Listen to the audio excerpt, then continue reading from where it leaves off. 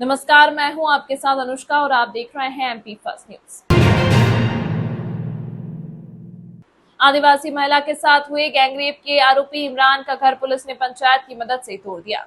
Police ने घटनास्थल वाले शेड को भी तोड़ दिया है। कार्यवाही के दौरान बड़ी संख्या में पुलिस बल को तैनात किया गया था।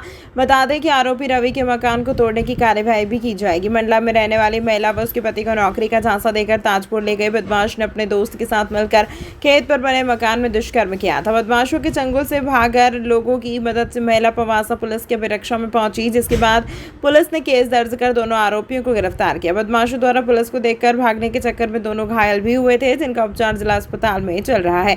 सुबह पुलिस टीम ने एक बदमाश के ताजपुर स्थित मकान को जमींदोज कर दिया। वहीं दूसरे बदमाश का मकान तोड़ने की कार्यवाही जल्द की जाएगी। ये 2 दिन पूर्व हमारे यहाँ हमारी एक आदिवासी अंचल की जो बहन है उनके साथ यहाँ पर जब वो नौकरी की तलाश में आई थी तो यहाँ के 2 युवकों ने बलात्कार की घटना की थी। घटना बहुत संवेदनशील थी, इसलिए तत्काल रात में टीम बना के दोनों आरोपियों को गिरफ्तार किया गया। इसमें 2 अन्य आरोपी जिन्होंने इनकी भागने में सहायता की थी उनको गिरफ्तार किया गया। पकड़ने के दौरान जो दोनों आरोपी मुख्य थे वो भाग रहे थे तो उनको जंगल में चोटें भी आई हैं, जिनको अस्पताल में भर्ती कराया है। आज उनमें से जो घटनास्थल पे जो घर बना हुआ था प्रशासन के द्वारा उसको अवैध मानते हुए उसको भी तोड़ा गया है और अभी ताजपुर में जो निवास स्थान था उसको भी तोड़ा गया है। अन्य आरोपी भी हैं, उनके खिलाफ भी इस तरह की सख्त कार्रवाई अभी माननीय मुख्यमंत्री जी के जैसे निर्देश हैं वो जारी रहेगी। तो इसमें टोटल कितने आरोपी? 4। अभी हम लोगों ने 4 आरोपियों को इसमें अरेस्ट किया है। 2 मुख्य आरोपी हैं जिन्होंने घटना कारित करी थी, 2 ऐसे आरोपी हैं जिन्होंने इनको भागने में मदद करी थी। इसलिए क्योंकि अपराधी को संरक्षण देना भी एक अपराध है, इसलिए समाज को एक स्ट्रॉन्ग मैसेज देने के लिए जो दोनों संरक्षण देने वाले और भागने में मदद करने वाले आरोपी उनको भी गिरफ्तार किया है। नहीं, 2 ही लोगों ने मशक्कत 2 महिला जो महिला ने बयान दिया उसके हिसाब से 2 मुख्य आरोपी हैं जिन्होंने महिला के साथ दुष्कर्म की घटना की। सर, अभी एक आरोपी का मकान तोड़ा गया है, बाकी का भी प्रशासन चिन्हित कर रहा है, उसमें जो अवैध पाया जाएगा वो भी कार्रवाई की जाएगी। ठीक है। भगवान जगन्नाथ की यात्रा भले ही आगामी 7 जुलाई को धूमधाम से निकल जाएगी, लेकिन इससे पहले इस्कॉन मंदिर पर ज्येष्ठ शुक्ल पक्ष की पूर्णिमा को एक ऐसा विशेष अनुष्ठान हुआ जिसके बाद भगवान जगन्नाथ, बलदेव और सुभद्रा महारानी बीमार हो गए और फिर 14वें दिन तक उनका उपचार चलने के बाद वे 15 दिन तब भक्तों को दर्शन देंगे और रथ यात्रा के रूप में शहर में निकलेंगे। ज्येष्ठ शुक्ल पक्ष पूर्णिमा को स्नान यात्रा या सहस्त्रधारा स्नान के रूप में जाना जाता है।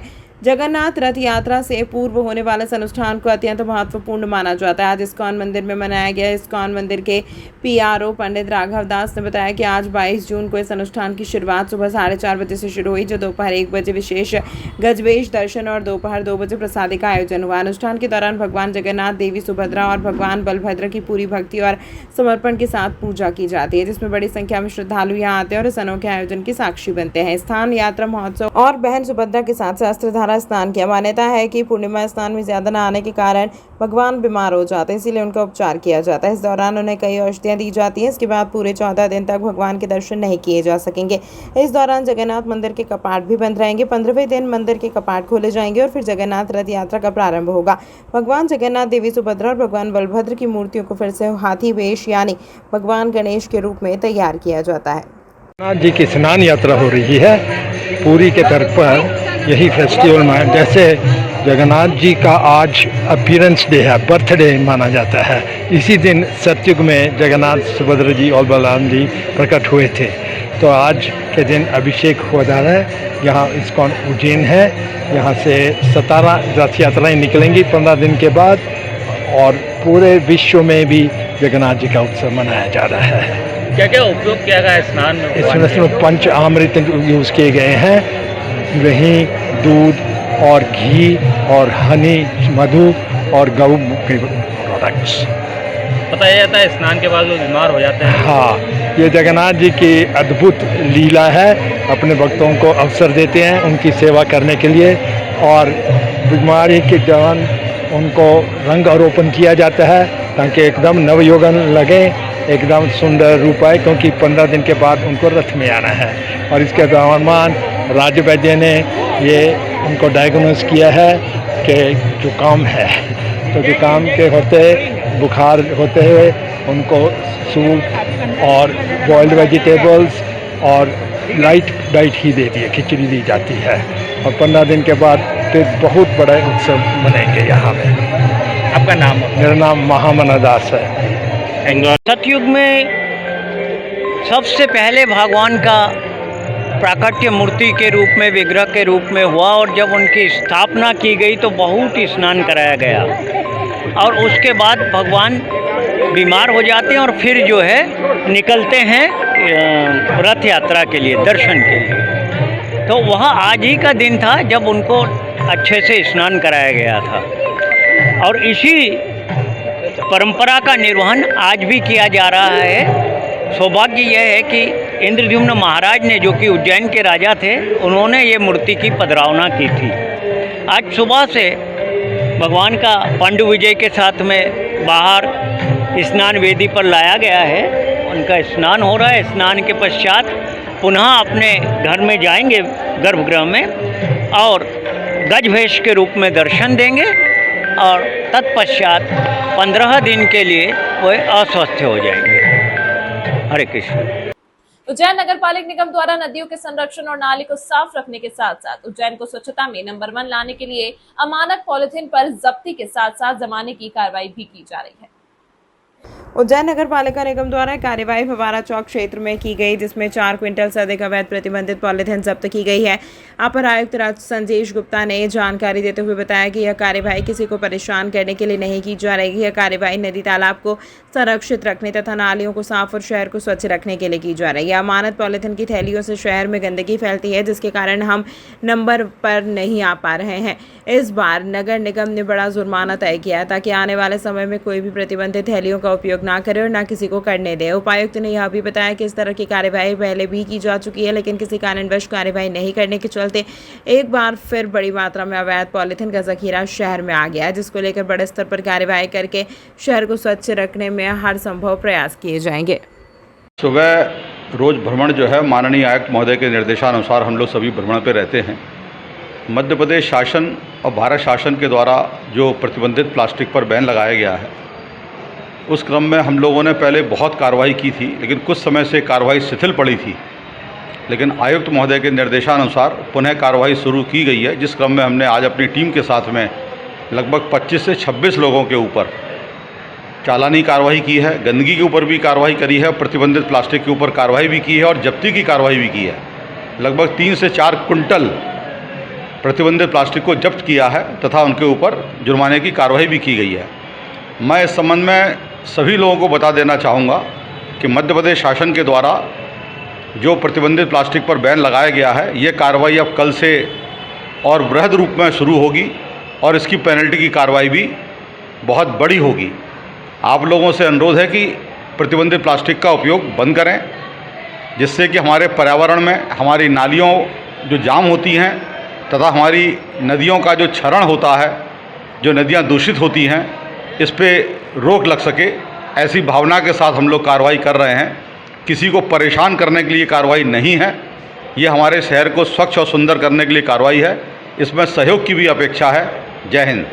उज्जैन में मौसम विज्ञानी के अनुसार 24 जून से मानसून का दौर चालू होगा, लेकिन फिलहाल प्री मानसून ने अपना रुख दिखाना शुरू कर दिया है, जिसके कारण रुक रुक कर बारिश भी हो रही है। प्री मानसून का दौर शुरू हो गया है। मौसम विशेषज्ञों की माने तो 24 जून से मानसून का सही समय शुरू होगा, लेकिन अरब सागर और बंगाल की खाड़ी में हो रही हलचल और पश्चिमी हवाओं के चलते प्री मानसून का दौर शुरू हो गया है। दिन भर की उम्र के बाद शाम को तेज बारिश हुई, जिसने दिन भर की गर्मी से राहत दी है। हालांकि अगले दिन फिर उमस भरा रहा, लेकिन प्री मानसून से कहीं हद तक लोगों को राहत मिल रही है। मौसम विशेषज्ञों ने इस तरह लोगों को राहत मिल रही है। मौसम विशेषज्ञों ने इस बार अच्छी बारिश होने का अनुमान भी लगाया है। सर, बारिश की कब से संभावना लगाई जा रही है? किस प्रकार से बारिश होगी इस बार, क्या कहें? बारिश जो भी मानसून है, मानसून मध्य प्रदेश में जो आना है उसकी फोरकास्टिंग 23-24 से जून को की गई है, लेकिन प्री मानसून गतिविधियां शुरू हो गई हैं और अरब सागर और बंगाल की खाड़ी दोनों जगह से सिस्टम हैं जो, क्योंकि अभी जो पश्चिमी हवाएं चल रही थी उनका प्रभाव धीरे धीरे कम हो रहा है, तो मानसून आगे बढ़ने की स्थितियां बन रही हैं और जिस कारण प्री मानसून गतिविधियां शुरू हो गई हैं। प्री मानसून गतिविधि के अंतर्गत गरज चमक और तेज हवा के साथ कुछ समय के लिए बारिश होती है और स्थितियां आगे निकल जाती हैं। उज्जैन में आज सुबह बारिश हुई है, 12 मिलीमीटर बारिश दर्ज की गई है। तो प्री मानसून एक्टिविटी शुरू होना अच्छा संकेत माना जाता है कि मानसून शीघ्र ही मध्य प्रदेश में आएगा। इस बार बारिश का क्या फोरकास्ट हुआ, कुछ किस तरह का रहेगा? ये बहुत अच्छा फोरकास्टिंग है बारिश के संदर्भ में। 102% बारिश की फोरकास्टिंग राष्ट्रीय स्तर पर की गई है, तो निश्चित है कि मानसून बहुत अच्छा रहने वाला है। पाटीदार इंटरनेशनल स्कूल में छात्रों को टीसी नहीं देने पर विद्यार्थी परिषद के कार्यकर्ताओं और स्कूल मैनेजमेंट के बीच तीखी झड़प हुई, जिसमें 2 कार्यकर्ताओं को चोटें आई हैं। पुलिस ने हल्का बल प्रयोग कर दोनों पक्षों को अलग किया। मक्सी रोड स्थित पाटीदार इंटरनेशनल स्कूल में विद्यार्थी परिषद के कार्यकर्ताओं ने प्रदर्शन किया। उनका कहना था कि स्कूल मैनेजमेंट द्वारा कक्षा 10वीं के छात्रों को पूरी फीस जमा होने के बावजूद टीसी नहीं देकर 10,000 रुपये देने के लिए दबाव डाला जा रहा था, जबकि स्कूल मैनेजमेंट का कहना था कि छात्रों की फीस बाकी है। इसी बात को लेकर कार्यकर्ताओं और स्कूल स्टाफ के बीच तीखी झड़प हो गई, जिसमें पथराव और 1-2 कार्यकर्ताओं के घायल होने की बात कही जा रही है। खबर मिलने पर पवासा थाना पुलिस मौके पर पहुंची और हल्का बल प्रयोग कर स्थिति को नियंत्रित किया गया। इस मामले में एसपी प्रदीप शर्मा का कहना है कि स्कूल में लगे सीसीटीवी कैमरे की फुटेज निकलवा कर जांच की जा रही है। जो भी दोषी होगा उसके खिलाफ कार्रवाई की जाएगी। कुछ छात्र बुलाए थे, क्या उनकी शिकायत है? पाटीदार स्कूल में पवासा थाना क्षेत्र में दो बच्चों को टीसी की आवश्यकता थी। एडमिनिस्ट्रेशन मना कर रहा था क्योंकि उनका कहना है कि इन्होंने फीस नहीं जमा की है। इसके संबंध में जिला शिक्षा अधिकारी को पूरा मामला अवगत करा दिया गया और उन्हें बता दिया गया जो नियमानुसार कार्रवाई है वो उसमें करेंगे। इस दौरान दोनों पक्षों के बीच में कुछ झड़प भी हुई। पुलिसकर्मी वहाँ पर मौजूद थे जिन्होंने थोड़ा सा बल का प्रयोग करके दोनों पक्षों को अलग किया। दोनों पक्षों की जो यथास्थिति है उसके संबंध में मैंने बता दिया। सीएसपी साहब पूरा सीसीटीवी फुटेज की जाँच करेंगे और जो वैधानिक कार्रवाई होगी वो की जाएगी। क्या मामला है, वो घटनाक्रम हुआ? आज हम सुबह पाटीदार इंटरनेशनल स्कूल है वहाँ पर छात्रों की समस्या के लेकर गए थे। तो वहाँ पर जो वहाँ की फैकल्टी थी उन्होंने हमारी बात को ना सुनते हुए गाली गलौज की, मुझे भी गाली दी और वहाँ के जो मेल टीचर थे उन्होंने मेरा हाथ पकड़ा। हमारे जो कार्यकर्ता थे उनके साथ मारपीट की और जानलेवा हमला किया। क्या दरअसल आप गए क्यों, तो क्या विषय क्या? विषय ये था कि जो पूरी फीस जमा होने के बाद भी वहाँ के जो छात्र थे उनकी टीसी नहीं दी जा रही थी। ये 10th क्लास के बोल रहे थे? वो उनको ये बोल रहे थे कि आप 10,000 रुपये जमा करेंगे तब जाकर हम आपको टीसी और आपकी मार्कशीट देंगे। और हमने उनसे बात की है, उन्होंने कहा है कि जो सिस्टम के हिसाब से जांच होगी और जो सही है उस पक्ष को न्याय दिया जाएगा। क्या नाम है आपका? साक्षी यादव, उज्जैन महानगर सह मंत्री, विभाग छात्र प्रमुख। खेती करने वाले 2 किसानों के साथ ग्राम बालेड़ी में मारपीट और लूट का मामला सामने आया। मामले में दोनों घायलों को उपचार के लिए जिला अस्पताल में भर्ती कराया गया। वहीं पुलिस आरोपियों की तलाश कर रही है। इंगौरिया थाना क्षेत्र के ग्राम बलेड़ी में सोयाबीन लेकर अपने घर जा रहे 2 किसानों के साथ मारपीट और लूट का मामला सामने आया है। घायल किसानों के परिजन ने जानकारी देते हुए बताया कि वह बड़नगर से सोयाबीन लेकर अपने घर जा रहे थे। तभी बारिश के कारण रास्ता खराब होने के चलते दोनों पैदल अपने घर की ओर चल दिए। तभी रास्ते में 4 से 5 लोगों ने उन्हें रोका और उनके साथ मारपीट शुरू कर दी। मामले में आरोपियों ने दोनों किसने जेब में रखे पैसे और सोने की चेन को छीन लिया, वहां से फरार हो गए। घटना की जानकारी लगते ही ग्रामीण जन मौके पर पहुंचे और दोनों घायल को उपचार के लिए अस्पताल पहुंचाया। फिलहाल दोनों का उपचार चल रहा है। वहीं पुलिस आरोपियों की तलाश कर रही है। यानी मेहमान सोयाबीन लेने जा रहे थे, उधर आए थे बड़नगर से। ये रास्ता उतारे, वो पानी नहीं, गाड़ी नहीं जाए, वो रास्ता उतारे नहीं, पैदल जा रहे हैं। इसमें वो आके पड़े नहीं ऊपर। तो इसके चेन थी 3 तोले की, वो भी निकाल ली। 80,000 रुपये तो वो भी निकाल। कहाँ से कहाँ जा रहे थे ये बल्लेड़ी से चिचुड़िया 2 किलोमीटर, उधर से गाड़ी नहीं जाए, पैदल जा रहा हूँ पानी के लिए। पानी आ गया इसलिए पैदल जा रहे थे? हाँ, वो गाड़ी नहीं जाती। कितने लोग जा रहे थे? ये 2 जने। दोनों को क्या मारा कुटी? हाँ, उनका एक हाथ टूट गया और एक सिर पे लगी और भी लट बहुत, उसको भी बहुत लट हुआ। कहाँ के रहने वाले ये? चिचुड़िया। कौन लोगों ने हरकत करी इस तरह की? वहाँ के बल्लेड़ी, पदम सिंह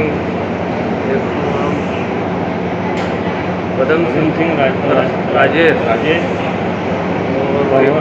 पवार। तो लगभग कितने रुपए का नुकसान हुआ है आपका? तो हो गया होगा 3 तोले सोने की चेन 80,000 रुपया और 10,000 रुपये उनके पास भी था। वो उधर है। जो दोनों घायल हुए क्या नाम है? इसका राधेश्याम, उनका मानसी। आपका नाम बताओ। मैं जुआन से। क्या काम करते हैं ये लोग? खेती करते हैं।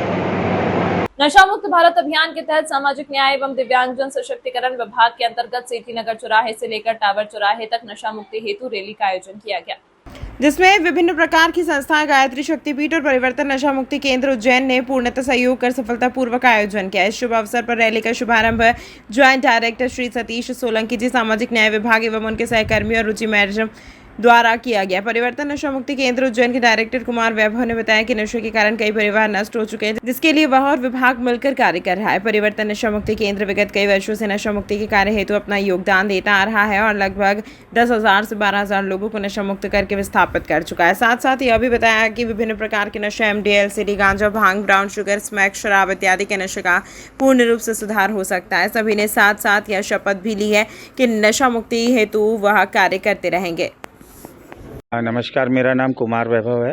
आज सामाजिक न्याय दिव्यांग सशक्तिकरण विभाग के द्वारा इस माह जो नशा मुक्ति अभियान चल रहा है, मोदी जी द्वारा चलाया गया नशा मुक्त भारत अभियान के तहत आज हम लोगों ने एक रैली का आयोजन किया था, जिसमें विभिन्न प्रकार के संस्था ने हमारा साथ दिया और कुछ स्कूल के बच्चे भी थे और कुछ सीनियर सिटीजन्स भी थे, जिन्होंने सेठी नगर से लेकर टावर चौराहे तक रैली का आयोजन किया। और टावर चौराहे पे पहुंच के हम लोगों ने संदेश दिया लोगों में कि नशा मुक्त कैसे रहें, कैसे हम समाज का सुधार करें, उसमें विभाग क्या क्या मदद करता है और हम लोग किस तरीके से समाज में इस नशे को दूर करने के लिए हमारी भागीदारी रखते हैं।